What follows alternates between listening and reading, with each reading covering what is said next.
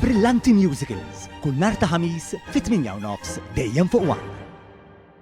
Serba ta' 50 sena ġiet mixlija fil-qorti li ppreżentat dokumenti folot ma' applikazzjoni għal residenza.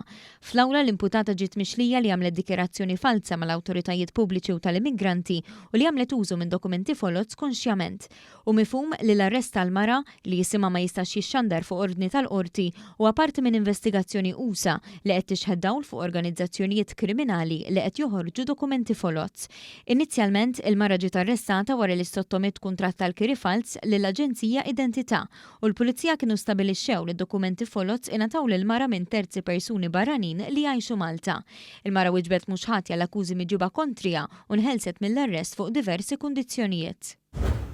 3 subien ammettew li kienu involuti f'serqa fuq barra tal-kampus tal-Emkast fil-Musta.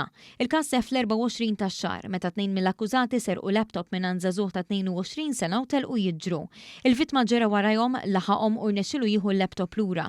Iżda l-akkużati taw daqqa ta' pon f'wiċċu telqu jiġru. L-istudent għamel rapport ant il-pulizija u baqa' sejjer f'ċentru tas-saħħa fejn ġie ċertifikat biġrieħi gravi.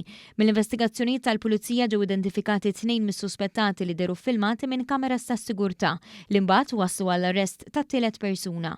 L-ewwel li tresqu kienu żagħżugħ Malti ta' 16-il sena li ma jaħdimx u student Sirjan ta' 15-il sena. It-tnejn minn San Pawl il-Baħar huma mettew akkużi li varjaw minn serq aggravat għal ikkawżar ta' ġrieħi gravi, insult u teddid fost l-oħrajn. Il-qorti wissiethom li l-pieni jistgħu iwasslu għal 5 snin ħabs. Is-sentenza se tingħata mill-qorti tal-minorenni wara li jitlesta r-rapport ta' qabel is-sentenza. Huma nħelsu mill-arrest fuq diversi kundizzjonijiet, fosthom li ma javviċinawx lill-vittma ma jersqux lejn l-Emkast tal-Musta, jiffirmaw fassa darbtejn fil-ġimgħa ikunu d-dar f'ċertu ħinijiet u garanzija personali ta' 5,000 euro kull wieħed. It-tielet suspettat, student ta' 16-il sena mill-Marok li wkoll jgħix f'San Pawl il-Baħar, kien akkużat b'kompliċità fis-serqa billi qatt jara jekk hux ġejjin nies sakemm l-oħrajn jisirqu. U wkoll ammetta u nata ħin biex jikkunsidra l-ammissjoni tiegħu u nħeles mill-arrest fuq l-istess kundizzjonijiet. Il-qorti ordna ddivjat fuq l-ismijiet tal-aggressuri b'rispett lejn il-vittma.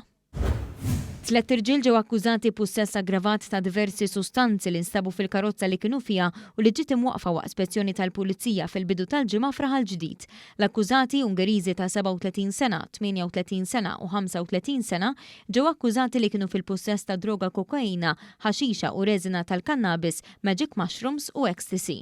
Fil-karozza nstabu 4 grammi kokaina, 91 gramma ħaxixa, 90 gramma reżina tal-kannabis, 12 gramma ta' magic mushrooms, 11 pillola ecstasy u 12 pillola tal-Viagra. Wieħed mill-akkużati kellu fuq 2,000 euro fi flus kontanti. It-3 imputati wieġbu mhux ħatja l-akkużi miġuba kontrihom. It-talba l-ħelsin mill-arrest ġiet miċħuda mill-qorti.